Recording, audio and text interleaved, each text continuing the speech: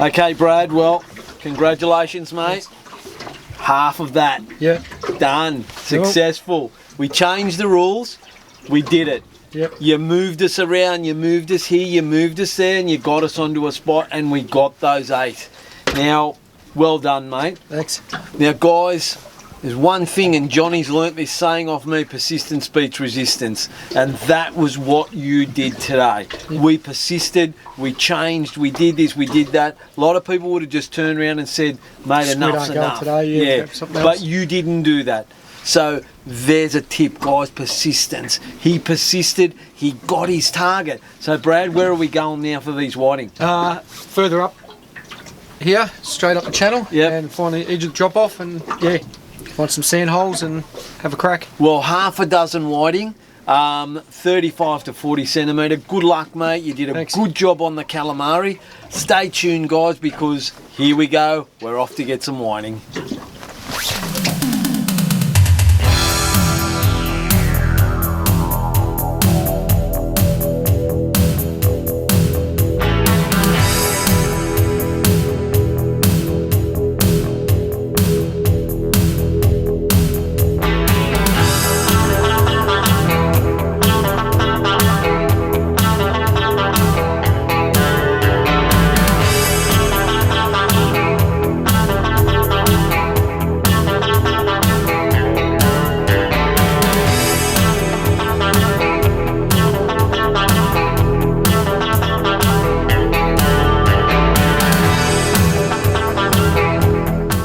Guys, we've made another move to one of Brad's other spots.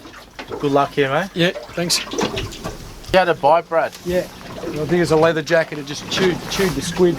Just bit it off, so I'd say it's a leather jacket. Just got a bite over here too. Yep. Oh, you're on. Got it. What's it feel like, Brad? I think it's probably another leather jacket. Ah, yes, they've been picking at our baits. Alright, get him in. There we go. That's actually not a bad size leather jacket. It's actually not the species that we were after. Just got to watch this spike on the top. Yep. Okay, Brad, unfortunately, the fish, the whiting, didn't want to play today, did they? No. Some days that's just fishing. Guys, no matter how hard we tried and we moved from spot to spot to spot, and as I said earlier, persistence beats resistance, but we just could not get the whiting to play ball today. We got the calamari, so well done on the calamari, but we didn't get the whiting. So unfortunately, we lucked out this time, didn't we? Yep. Had to get a nice feed of calamari anyway. But guys, this guy is an incredible fisherman. He's an incredible fisherman. And Brad, would you be kind enough to join us on some future episodes? Definitely. Guys, this guy is going to take us on a journey that is going to wipe your memory of today's episode. He's going to take us on a surprise journey. I'm not going to tell you what it is. We won't tell him, will we? No. But I can assure you it's worth tuning in for, isn't it? Yep.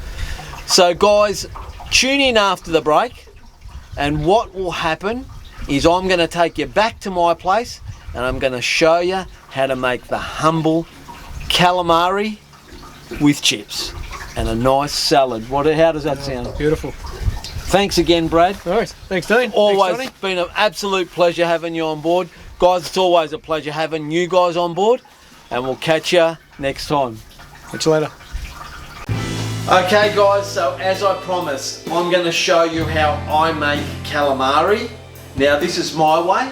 It's not necessarily the right way, it's just the way that I like to do it. So I'm going to actually make some calamari, deep fried calamari with some potato cakes. Now you can make it with chips, but I've chosen to make it with potato cakes and a little bit of salad.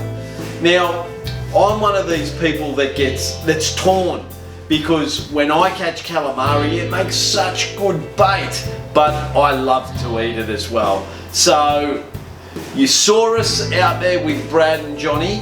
Unfortunately Brad lucked out, but hey, it wasn't a total luck out, because I'm going to cook some calamari now and we're going to have a little bit of a feed. So I'll show you how I make it. Follow me. Okay, so now I'm going to show you how to make the batter. I'm a little bit of a cheat. You can make your own batter, but I mean, you can buy such good instant batter nowadays. I just buy this from Coles and it saves so much mucking around. It's simple. All the instructions are on the back there on how to do it, and it's just so simple and easy. Simple as just chop it off into a bowl. I normally use about 300 mils per 300 mils of water to 1 packet of these. 300 mils normally does you about half a kilo of seafood, so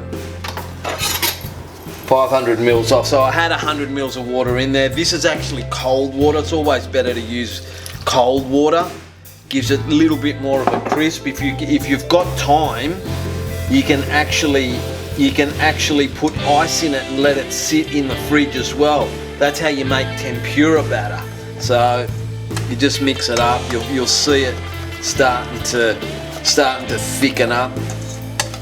It's so beautiful. The texture of it is so good and it's so tasty. You see that just getting nice and thick now. You don't want any lumps in it.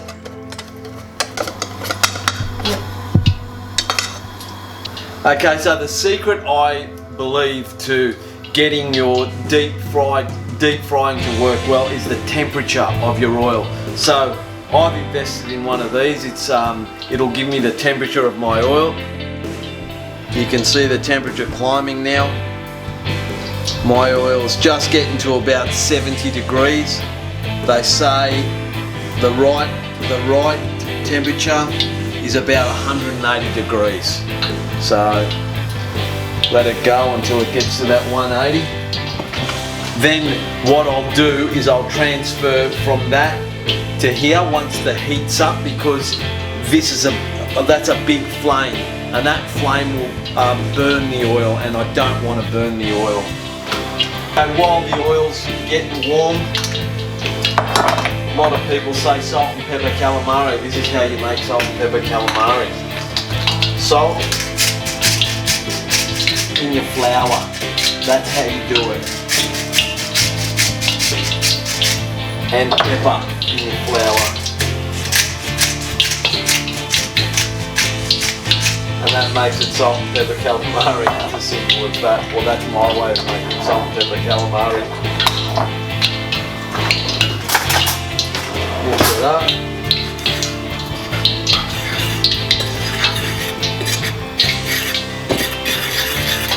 And you can put some more in it if you choose.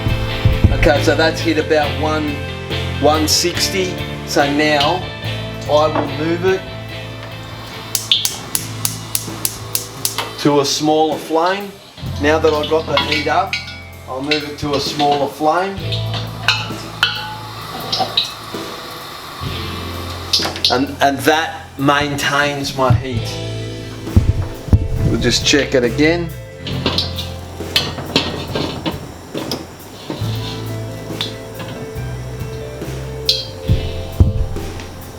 There it is then, you can see it's slowly starting to climb up, so I better get going.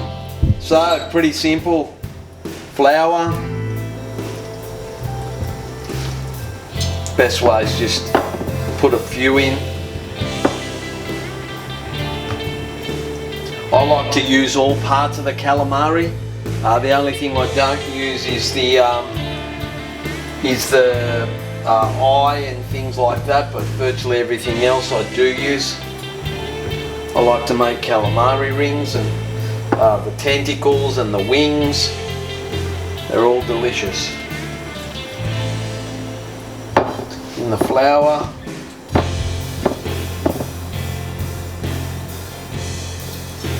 Mix it up.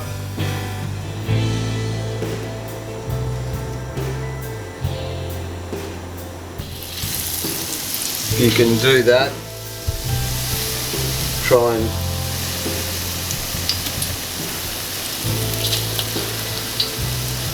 help it, but when it's nice and warm, because it's that hot, it starts to cook straight away, and they don't really stick to the bottom.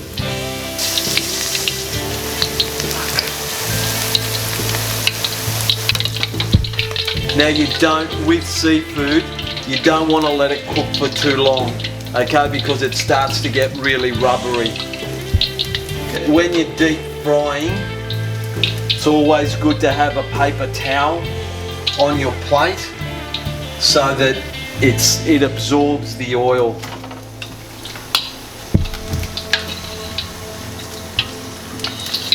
See, beautiful, beautiful flavour, beautiful colour, nice and puffy. Should be beautiful to eat. So we're down to the last bits and pieces here. Now, these are the potatoes, quite simple. I sliced a couple of potatoes there, put them in the oven. But what I like to do with just a couple of these, because the family and the kids do like them, is I'll take half a dozen of them. 5, 6, and I'll dip them into the batter.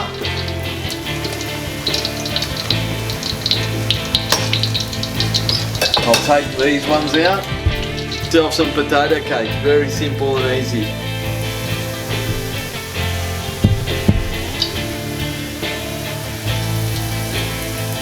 Now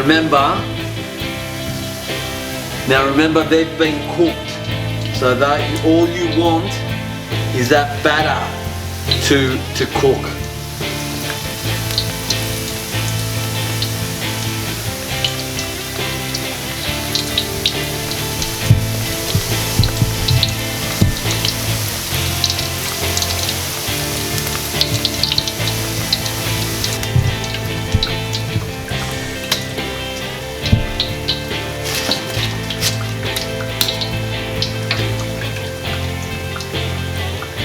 Okay guys, it's as simple as that. As I said in the intro, there's no right or wrong about the way you do this. This is just my way. So I will get a couple of calamari, a couple of these fried potato cakes, a couple of the oven ones, and a little bit of salad.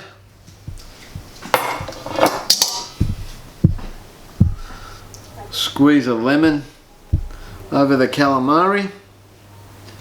Now you can even use tartare sauce if you fancy that, but I don't, because I think you should minimise what you put on certain seafoods. See how quick and easy that cuts through. It's so beautiful and tender. That's delicious.